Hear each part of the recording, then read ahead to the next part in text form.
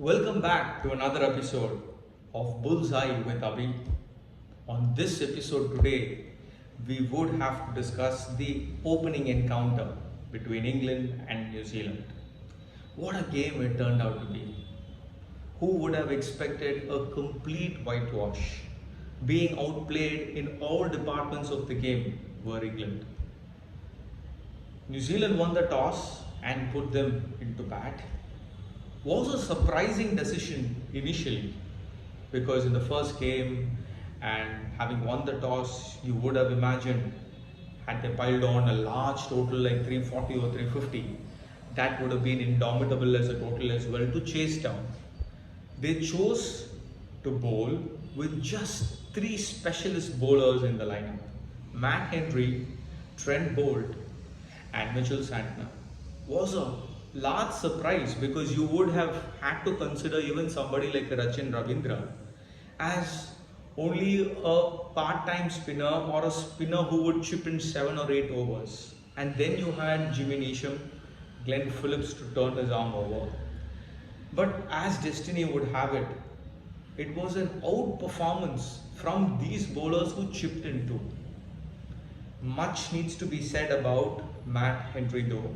Splendid performance in the power play, kept nagging at the right lengths. The batsman had absolutely no respite because the lengths at which he was operating, and every time he was brought back on, he almost produced a wicket and looked threatening on a track which probably didn't seem to have much for the bowlers in it at all. So much credit, much needs to be said about Matt Henry. So was Trent Bolt. Wasn't at his best, but he kept it tight from the other end.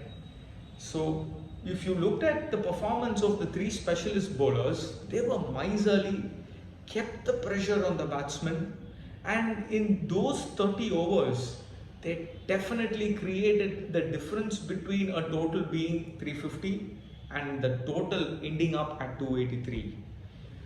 The outcome can have Devon Convoy's 152 and Rachin Ravindra's splendid 123 as the headline.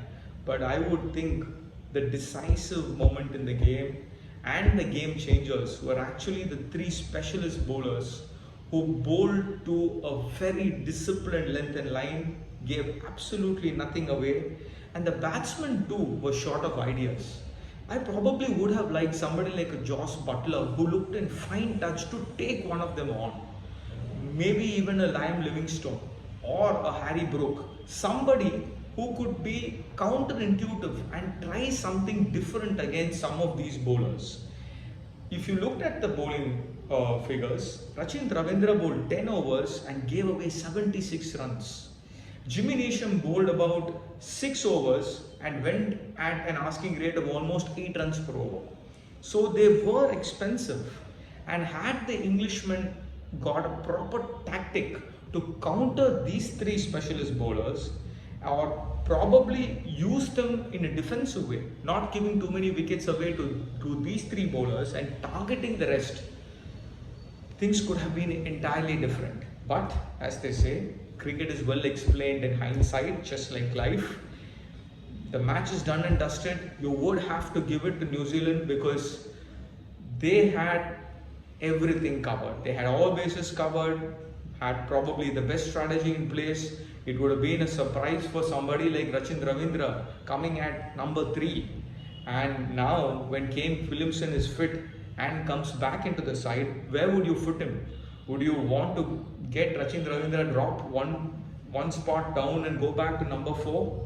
That is going to be a big ask. But it's a problem of plenty for New Zealand. They have the momentum with them. The bowling looks in fine shape. They've got the balance of the side right. On the field too, they were electrifying. The stand-in skipper, let's save a word for him, Tom Latham, was excellent. Precision is the word that can describe his moves.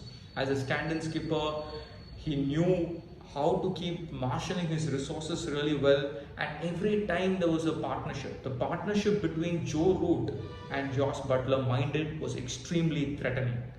It was a masterful act from Tom Latham to bring back Matt Henry, who actually got Josh Butler out.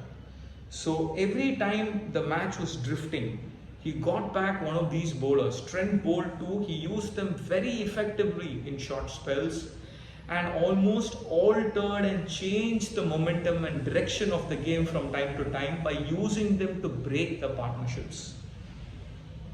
Everything going right for New Zealand, a lot to think about, a lot to ponder for England. The energy, aggression was missing. The bowling too, surprisingly, was extremely flat. Something that they would have to rearrange, probably get another spinner maybe, or use Moeen Ali in the power play, or one of these faster men would also have to be replaced. Reece Stockley with the left arm angle can maybe bring a little bit of variety, because Chris Wokes seemed to be completely out of sorts. So was Mark Wood. Both of these bowlers who thrive in English conditions were bowling a far fuller length.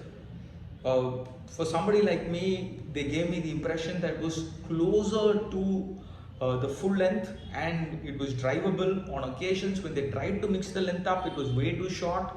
The pace was also aiding the batsmen. So the mix-up of lengths, mix-up of pace, the slower deliveries, all that was a little missing. And you got a general feeling that they were rattled by the onslaught of Devon Conway and Rachin Ravindra. Watch out for this team. Early days in the tournament, but these are threatening signs for the other teams in the competition. Look out for New Zealand and stay tuned for another post-match analysis and review of the games that happened at World Cup 2023. Stay tuned. Please do like, share and subscribe if this video was worthy of your time. Thank you.